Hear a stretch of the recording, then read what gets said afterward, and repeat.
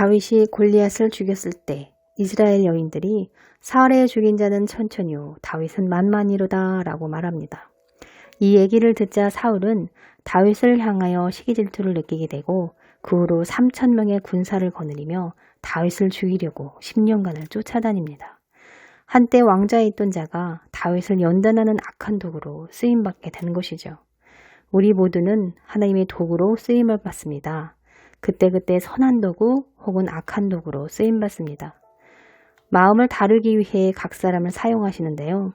그 사람의 기질, 성품, 죄성들을 가지고 상대방을 연단하는 도구로 사용하십니다. 입이 험악한 사람, 말을 함부로 하는 사람들을 사용해서 다루심을 받는 자를 연단하고 테스트하십니다.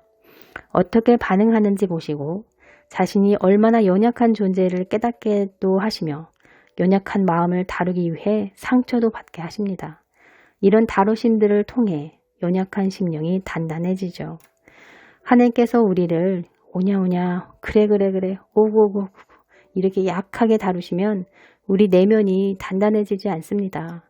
온실 속 화초처럼 작은 상처에도 쉽게 무너지는 자가 되는 것이죠. 이런 연약함을 다루기 위해서 다양한 도구로 질병, 관계, 재정 등 다양한 방법으로 우리 내면을 다뤄가십니다. 인내하게 하시려고 오래 참을 수 있도록 문제를 빨리 해결해 주시지 않는 경우도 있습니다. 질병 막대기를 사용하실 때 오래 걸리지 않습니까? 빨리 치유되지 않고 몇 년씩 걸리지 않습니까? 그 기간 동안 마음이 낮아지고 인내가 생기게 되는 것이죠. 극심한 연단 가운데서도 여전히 하나님을 대적하고 교만을 내려놓지 않으면 아주 오랜 시간 연단을 받게 되는 것입니다. 이 연단의 기간이 길고 짧은 것은 각 사람의 마음 자세와 태도에 달려 있습니다. 다윗은 사울을 통해 연단받고 자신의 마음을 오로지 하나님께로 향하며 그분의 옷자락을 붙잡으면서 마음이 정금같이 연단되었습니다. 어떤 고난이 있다 할지라도 하나님만을 의지하며 마음에 힘든 어려움들을 토설하면서 기도하고 하나님만 바라보았습니다. 그 연단에 통과된 다윗을 하나님께서 왕으로 세우시게 되죠. 그런데 사울은 명예욕, 권력욕, 내면의 두려움, 사람의 눈치를 보고 사람을 의식하는 등 내면의 연약함, 시기질투 등을 하나님께 드리기보다는 죄의 본성, 육신의 본성에 충실한 결과 전쟁터에서 비참한 최후를 맞이하게 됩니다. 사울은 천천히요, 다윗은 만만이다 라는 말을 들었을 때 자기 마음 안에 시기질투가 올라왔다면 믿는 자들은 그 마음을 회개하며 드리기를 힘써야 합니다. 그러나 사울은 그렇게 하지 않았지요. 여러분은 어떠신가요? 사울과 다윗은 하나님을 경험한 자들입니다. 그런데 두 사람의 결과는 너무나 달랐습니다. 믿는 자들도 두 부류로 나뉘죠. 하나님을 전심으로 쫓는 자와 자신의 뜻을 쫓아 사는 자. 자신의 뜻을 쫓아 산다는 것은 육신대로, 육신의 소욕대로, 내가 원하는 대로, 내가 하고 싶은 대로 사는 것을 말합니다. 성령님의 인도를 받는 자와 인도함을 받지 않는 자, 순종하는 자와 불순종하는 자, 공의를 행하는 자와 불의를 행하는 자, 중간지대 미지근한 자는 토하여 내친다고 말씀합니다. 성도님들은 어떠신가요? 하나님께서는 이기는 자가 되라고 말씀하십니다.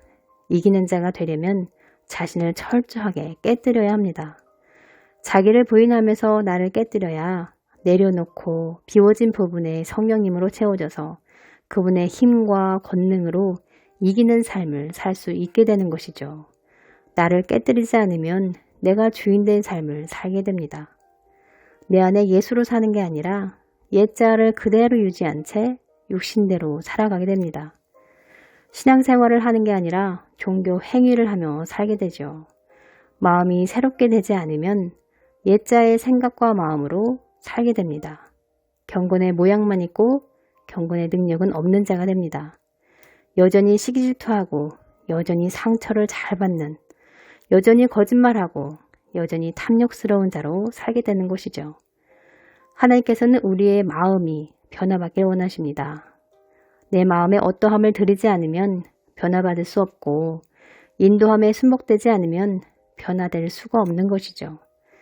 내면의 연약함을 다루시기 위해 삶의 연단들이 있습니다. 그 다루심에 잘 순종할 때, 매를 순하게 받을 때, 약한 날로 강하게, 가난한 날 부하게, 눈먼 날 볼 수 있게 해주십니다. 상처를 잘 받는 자에서 상처를 받아도 금방 털고 일어나는 자로, 쉽게 분노하고 혈기 부리던 자에서 자연스럽게 절제가 되는 자로, 마음이 늘 불안하고 지옥이었는데 마음의 기쁨과 평안이 강같이 흐르는 자로 변화되는 것입니다.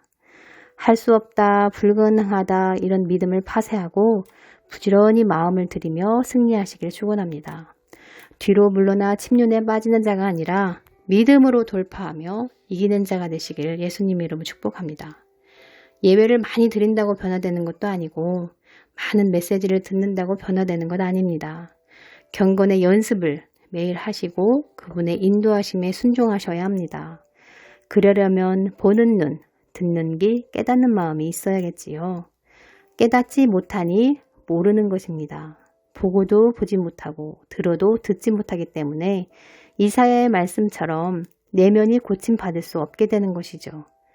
하루에 있었던 일들을 주님께 아뢰며 회개할 것은 회개하고 기도하며 성령님으로 체험받는 은혜가 있기를 축복합니다.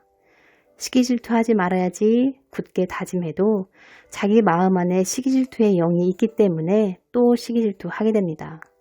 마음에 두려움을 느끼고 미워하며 불안하고 초조하며 안절부절하는 것도 그 마음 안에 악한 영이 있기 때문에 계속해서 느끼는 것이죠. 그러니 그 마음들을 회개하며 드리고 대적하며 기도하는 훈련을 해보시길 축원합니다. 기도 훈련을 하면서 충분한 기도의 잔이 채워져야 기도도 돌파되는 것입니다. 기도가 돌파되며 업그레이드 될수록 기도가 쉬워지는 것이죠. 말씀이 꿀송이처럼 달듯이 기도도 꿀송이처럼 달게 됩니다. 그러한 은혜가 있기를 축복합니다. 감사합니다.